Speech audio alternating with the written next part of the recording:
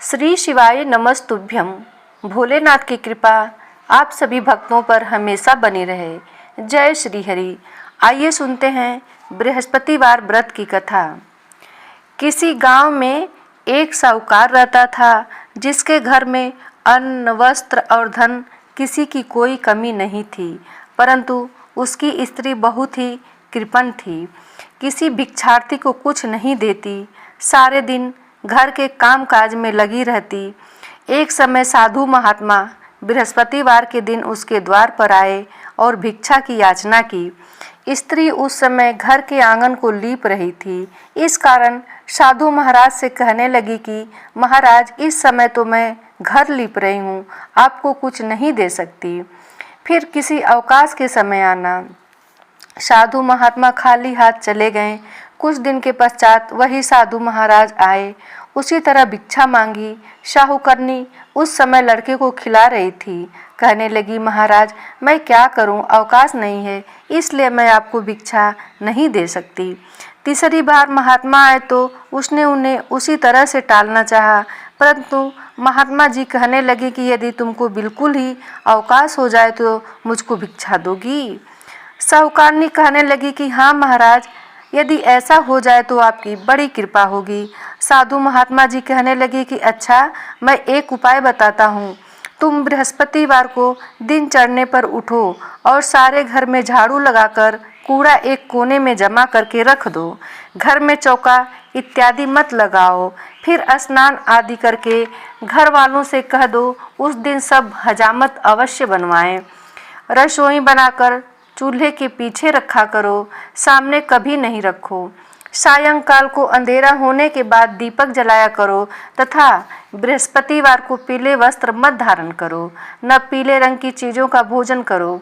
यदि ऐसा करोगी तो तुम्हारे घर का कोई काम नहीं करना पड़ेगा। साहूकारनी ने ऐसा ही किया। बृहस्पतिवार को दिन चढ़े उठी, झाड़ू लगाकर कूड़े को घर में जमा कर दिया, पुरुषों को हजामत बनवाई, भोजन बनाकर चूल्हे के पीछे रखा। वह सब बृहस्पतिवारों को ऐसा ही करती रही। अब कुछ काल बाद उसके घर में खाने को दाना न रहा। थोड़े दिनों में महात्मा फिर आए और भिक्षा मांगी, परंतु सेठानी ने कहा, महाराज, मेरे घर में सब कुछ था, तब भी कुछ नहीं देती थी।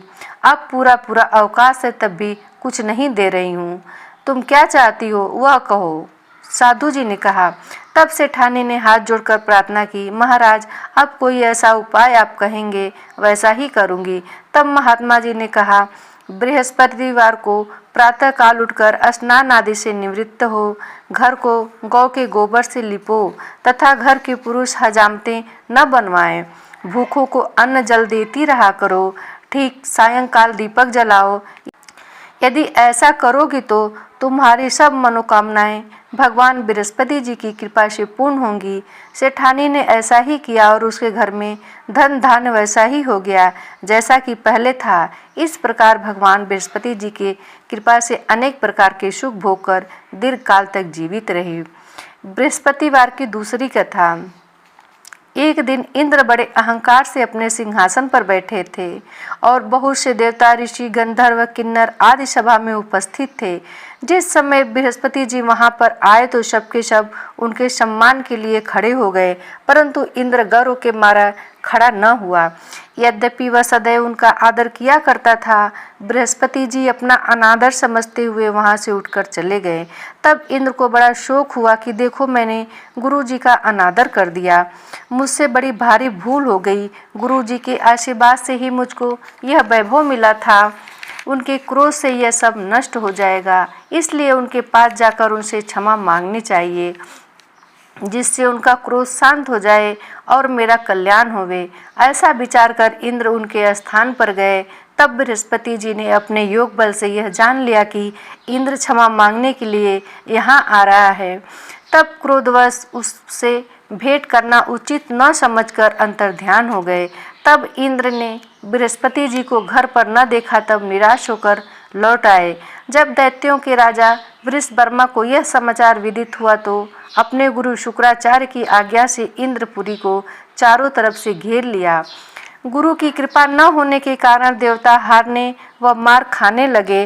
तब उन्होंने ब्रह्मा जी को विनय पूर्वक सब वृत्तांत सुनाया और कहा कि महाराज, दैत्यों से किसी प्रकार बचाइए।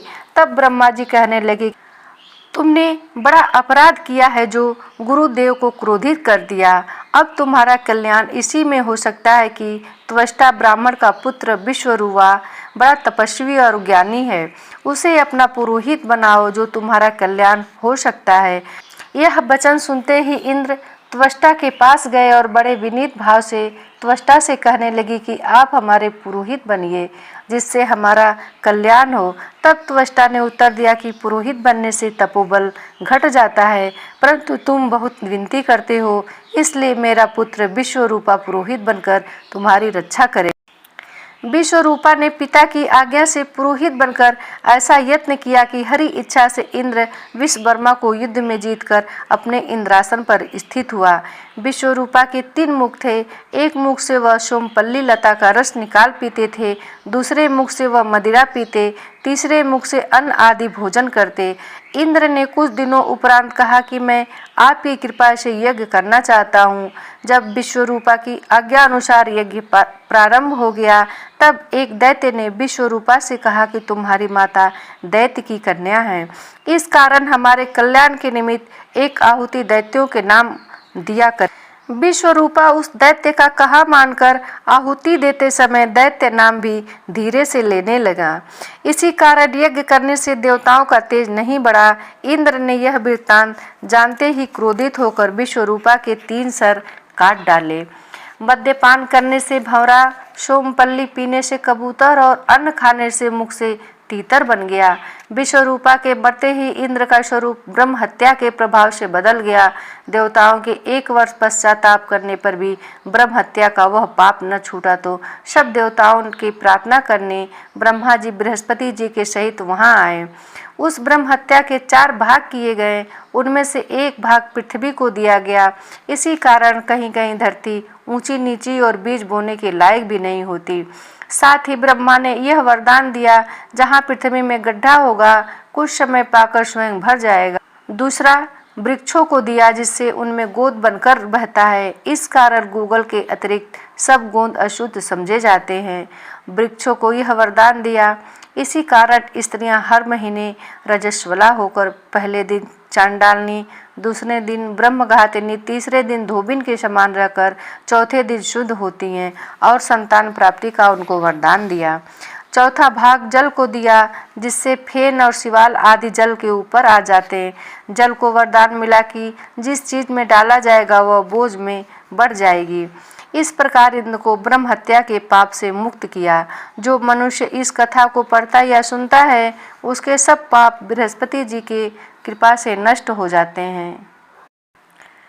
बृहस्पतिवार की सबसे प्राचीन कथा। कहते हैं कि किसी समय एक नगर में एक बहुत बड़ा व्यापारी रहा करता था। वह जहाज़ों में माल लदवाकर दूसरे देशों को भेजा करता था और खुद भी जहाज़ों के साथ दूर दूर के देशों को जाया करता था और इस तरह खूब धन कमाकर लाता था। उसकी गृहस्थी खूब मज़े से चल रही थी। वह दान भी खूब जी खोल कर करता था और उसका इस तरह से दान देना उसकी स्त्री को बिल्कुल पसंद न था। वह किसी को दमड़ी देकर खुश न थी। एक बार जब सौदागर माल जहाज को भर को किसी दूसरे देश को गया हुआ था, तो पीछे से बृहस्पति देवता साधु का रूप धारण करके उसके मकान में कंजूस पत्नी के पास पहुँचे और भिक्षा की याचना की। उस व्यापारी की पत्नी ने बृहस्पति देवता से कहा, महात्मा जी, मैं तो इस दान पुण्य से बहुत तंग आ गई। मेरा पति अपना सारा धन दान व्यर्थ ही लुटाता है। अब आप कोई ऐसा उपाय कीजिए जिससे हमारा सारा धन नष्ट हो जाए। इससे न धन लूटेगा और न ही मुझे दुख होगा। बृहस्पति देवता ने कहा, देवी, तुम भी बड़ी विचित्र हो। धन और संतान तो सभी चाहते हैं, पुत्र और लक्ष्मी तो पापी के घर में भी होनी चाहिए। यदि तुम्हारे पास अत्यधिक धन है तो इससे तुम दिल खोल कर पुण्य कार्य करो। भूखों को भोजन खिलाओ, प्यासे को पानी पिलाओ, यात्रियों के लिए धर्मशालाएं बनवाओ, कितने ही निर्धनों की कुंवारी कन्याएं धन के अभाव में बिना ब्याहे बैठी हैं, उनका विवाह संपन्न करवाओ। और भी कई पुण्य कार्य ऐसे हैं जिनको करके तुम्हारा लोक परलोक सार्थक हो सकता है। लेकिन व्यापारी की स्त्री बड़ी ढीठ थी। उसने कहा, महात्मा जी, मैं इस संबंध में आपकी कोई बात नहीं सुनना चाहती। मुझे ऐसे धन की बिल्कुल आवश्यकता नहीं है जो कि मैं दूसरों को बांटती फिरूं। बृहस्पति देवता बोले, यदि तुम्हारी ऐसी इच्छा है तो फिर ऐसा ही होगा। तुम अब ऐसा करना, 7 बृहस्पति घर को लीप कर पीली मिट्टी से अपने केशों को धोना, भोजन में मांस मदिरा ग्रहण करना, भट्ठी चढ़ाकर कपड़े धोना, बस तुम्हारा धन नष्ट हो जाएगा। और इतना कहने के पश्चात बृहस्पति देवता को साधु समझे हुए थी। उनके कहे अनुसार 7 बृहस्पति वैसा ही किया। केवल 6 बृहस्पति ही बीतने पर उस स्त्री का संपूर्ण धन नष्ट हो गया और वह स्वयं भी परलोक सिधार गई। उधर उसके पति का माल से भरा हुआ जहाज समुद्र में डूब गया और उसने बड़ी मुश्किल से लकड़ी के तख्तों पर बैठकर अपनी जान बचाई। खैर, वह धोता धोता किसी न किसी तरह अपने नगर में वापस पहुंचा।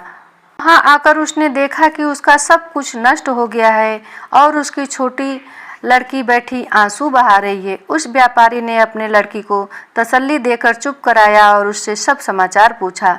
लड़की ने अपने पिता को उस साधु वाली पूरी कहानी सुना दी। उसने लड़की को शांत किया और भगवान की करनी पर बड़ा प्रसन्न हुआ। अब वो प्रतिदिन जंगल में जाकर वहां से लकड़ियां चुन लाता और उन्हें नगर में बेचकर अपनी जीविका चलाने लगा। मगर धन के अभाव के कारण बहुत दुखी था, क्योंकि गुजारा बड़ी मुश्किल से चलता था। एक दिन उसकी लड़की ने उसे दही खाने की इच्छा प्रकट की, लेकिन उसके पास एक पैसा भी न था जो कि उसको दही लाकर देता। चुनाव में वह उस आश्वासन देकर जंगल में जाकर एक वृक्ष के नीचे बैठकर अपनी पूर्व दशा का विचार कर रोने लगा। वह बृहस्पति का दिन था। बृहस्पति देवता उसकी अवस्था देखकर साधु का वेश धारण करके वहां आ पहुँचे और उस व्यापारी के पास आए और कहने लगे, लकड़हारे, तू इस जंगल में किस चिंता में बैठा है? व्यापारी ने उत्तर दिया, महाराज, आप सब कुछ जानने वाले हैं। इतना कहकर उसने आर्द्र कंठ और भीगी आंखों से बृहस्पति को अपनी सारी आप बीती सुना दी। बृहस्पति देवता ने कहा, भाई, तुम्हारी पत्नी ने बृहस्पति के दिन भगवान का अपमान किया था, जिस कारण से तुम्हारा यह हाल हुआ है। लेकिन अब तुम किसी प्रकार की चिंता न करो, भगवान तुम्हें पहले से भी अधिक धनवान करेंगे। तुम मेरे कहे के अनुसार बृहस्पति के दिन बृहस्पति का पाठ किया करो। दो पैसे के चने और मुनक्का मंगवा कर जल के लोटे में थोड़ी सी शक्कर डालकर वह अमृत और प्रसाद परिवार के सब सदस्यों को तथा सुनने वालों को बांट दो और खुद भी अमृत पान किया करो तथा प्रसाद खाया करो, तो भगवान तुम्हारी सारी मनोकामनाएं पूरी करेंगे। साधु को प्रसन्न देख उस व्यापारी ने कहा, महाराज, मुझे लकड़ियों से में तो इतना लाभ नहीं होता कि 2 पैसे की दही लाकर भी अपनी इकलौती कन्या को खिला सकूं। उसको मैं हर रोज झूठे आश्वासन देकर टाल आता हूँ और इसलिए मैं इस समय व्याकुल होकर बैठा हूँ। बृहस्पति देवता ने कहा, भक्तजन, तुम चिंता मत करो। बृहस्पति के दिन तुम शहर में लकड़ियां बेचने के लिए जाना। तुमको उस दिन अपनी कन्या को खिलाना और 2 पैसे का मुनक्का और चने लाकर बृहस्पति देवता की कथा करना। जल में जरा सी शक्कर डालकर अमृत बनाना और कथा का प्रसाद सब में बांटना और खुद भी खाना, तो तुम्हारे सब मनोरथ सिद्ध हो जाएंगे। इतना कहकर बृहस्पति देवता अंतर्ध्यान हो गए। धीरे धीरे बृहस्पति का दिन भी नजदीक आ पहुंचा। व्यापारी ने जंगल में से लकड़ियां इकट्ठी की और शहर में बेचने के लिए आया। उसको उस दिन 4 पैसे अधिक मिले। 2 पैसे का दही लेकर उसने अपने लड़की को दिया। 2 पैसे के चने और मुनक्का लेकर अमृत बनाकर प्रसाद बांटा और प्रेम से खाया। उसी दिन से उनकी सब कठिनाई दूर होने लगी। लेकिन अगले बृहस्पति को बृहस्पति देवता की कथा करवाना भूल गया। शुक्रवार को उस नगर के राजा ने आज्ञा दी कि कल मैंने बहुत बड़े यज्ञ का आयोजन करवाया है, अतः कोई भी व्यक्ति अपने घर में अग्नि न जलाए और समस्त जनता मेरे यहाँ आकर भोजन ग्रहण करे। जो इस आदेश की अवहेलना करेगा उसे सूली पर लटकाया जाएगा। राजा की आज्ञा अनुसार अगले दिन सब लोग राजा के महल में भोजन करने के लिए गए, लेकिन वह व्यापारी और उसकी लड़की दोनों की तनिक विलंब से पहुँचे। अतएव राजा ने उन दोनों को अपने महल के अंदर ले जाकर भोजन करवाया। जब वह पिता पुत्री भोजन करके वापस आ गए तो महारानी की दृष्टि उस खूंटी पर पड़ी जिस पर उसका नौलखा हार टंगा हुआ था। उस खूंटी पर अब हार नहीं था। उसको विश्वास हो गया कि उसका हार लकड़हारा और उसकी लड़की ही ले गए हैं। तत्काल सिपाहियों को बुलाकर दोनों बाप बेटी को कैद में डाल दिया और कैदखाने में पकड़कर दोनों बाप बेटी अत्यंत दुखी हो गए। वहां उन्होंने बृहस्पति देवता का स्मरण किया। कुनाचे बृहस्पति देवता वहां प्रकट हो गए और कहने लगे, भक्तराज, तुम पिछले सप्ताह बृहस्पतिवार की कथा करना भूल गए थे, इसलिए तुम्हारा यह हाल हो गया है। अब तुम किसी प्रकार की चिंता न करो। बृहस्पति के दिन कैदखाने के दरवाजे पर 2 पैसे पड़े दिखाई देंगे। तुम वह पैसे उठाकर मुनक्का और चने मंगा लेना। फिर विधि पूर्वक बृहस्पति देवता का पूजन तथा कथा करवाना। बस फिर तुम्हारे सब दुख दूर हो जाएंगे। और जब बृहस्पति का दिन आए तो उस व्यापारी को जेल में मुख्य द्वार के पास 2 पैसे पड़े मिले। बाहर सड़क पर एक औरत जा रही थी। व्यापारी ने कहा कि वह बाजार से उसके 2 पैसे के चने और मुनक्का ला दे ताकि मैं बृहस्पति देवता की कथा करवा सकूं। उस औरत ने कहा, मैं अपनी बहू के कपड़े सिलाने जा रही हूं, अतः मैं तुम्हारे बृहस्पति देवता को क्या जानूं। इतना कहकर वह औरत वहां से चली गई। थोड़ी देर के पश्चात वहां से एक और स्त्री निकली। व्यापारी ने उसे बुलाकर प्रार्थना की, बहन, तुम मुझे बाजार से मेरे 2 पैसे के चने और मुनक्के लाकर दे दो। मुझे बृहस्पति देवता की कथा करवानी है और प्रसाद बांटना है। वह स्त्री बृहस्पति देवता का नाम सुनकर गदगद होकर बोली, बलिहारी जाऊं वीर भगवान के नाम, मैं तुम्हें अभी मुनक्का और चने लाकर देती हूँ। मेरा इकलौता बेटा मर गया है तो उसके लिए कफन लेने जा रही थी, मगर अब पहले तुम्हारा काम करूँगी और उसके बाद बेटे के लिए कफन लाऊंगी। फिर उस व्यापारी से 2 पैसे लिए और बाजार से चने और मुनक्का ले आई और स्वयं भी बृहस्पति देवता के कथा समाप्त होने के पश्चात वह कफन लेकर अपने घर की ओर रवाना हुई। देखती क्या है कि लोग उसके बेटे की लाश लेकर राम नाम सत्य है कहते हुए श्मशान की ओर जा रहे हैं। स्त्री ने उन लोगों से कहा कि मुझे अपने बेटे का मुख तो देख लेने दो। लोगों ने अर्थी को पृथ्वी पर रख दिया। स्त्री ने अपने पुत्र के मुख में प्रसाद और अमृत डाला। प्रसाद और अमृत के मुख में पड़ने के साथ ही लड़का उठ खड़ा हुआ और अपनी माता के गले से लग गया। दूसरी स्त्री जिसने बृहस्पति देवता का निरादर किया था, जब वह अपने पुत्र के विवाह के लिए कपड़े लेकर लौटी, जब घोड़ी पर सवार होकर गाजे बाजे से बारात निकला तो घोड़ी ने ऐसी छलांग मारी कि वह धरती पर आ गिरा और बुरी तरह से घायल हो गया और कुछ ही क्षण के पश्चात उसकी मृत्यु हो गई। तब वह स्त्री रो रो कर बृहस्पति देवता से कहने लगी कि हे देव, मेरा अपराध क्षमा करें। उसकी प्रार्थना सुनकर भगवान श्री वीर साधु का रूप धारण करके वहां आए। उस स्त्री से कहने लगे, अधिक रोदन मचाने की कोई आवश्यकता नहीं है। तुमने बृहस्पति देवता का निरादर किया था, जिसका परिणाम तुम्हें यह मिला है। अब भी तुम जेल खाने जाकर उस भक्त से क्षमा की याचना करो और उससे बृहस्पति देवता की कथा सुनो, इससे सब कुछ ठीक हो जाएगा। वह स्त्री फिर जेल खाने पहुंची और मुख्य द्वार के पास जाकर उस व्यापारी से मिली। हाथ जोड़कर कहने लगी, भक्तराज, मैंने तुम्हारा कहा नहीं माना और तुम्हें मुनक्का और चने लाकर नहीं दिए।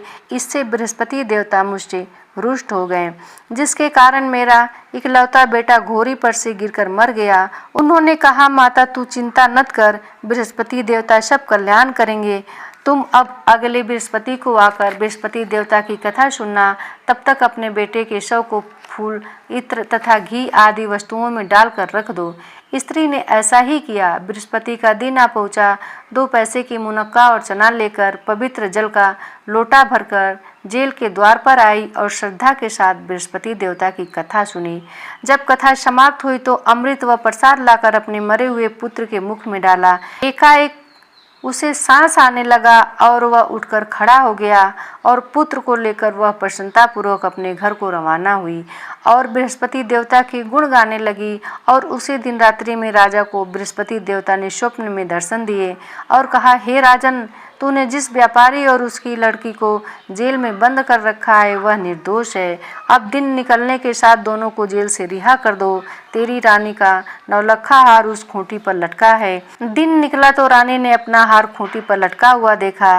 राजा ने उस व्यापारी तथा लड़की दोनों को रिहा करके वस्त्र धारण करवाकर अपराध के लिए क्षमा याचना की और उसको अपना आधा राजपाट देकर तथा उसकी पुत्री का उच्च कुल में विवाह संपन्न करवाकर दहेज में अनमोल हीरे व जवाहरात दिए।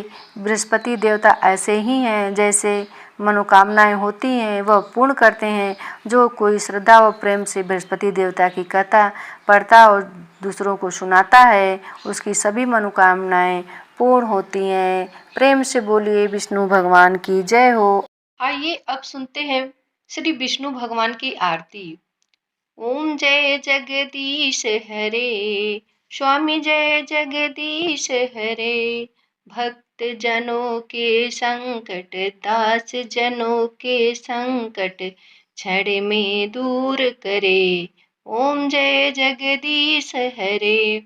जो ध्यावे फल पावे, दुख बिन से मन का। स्वामी दुख बिन से मन का, सुख संपत्ति घर आवे, सुख संपत्ति घर आवे, कष्ट मिटे तन का। ओम जय जगदीश हरे।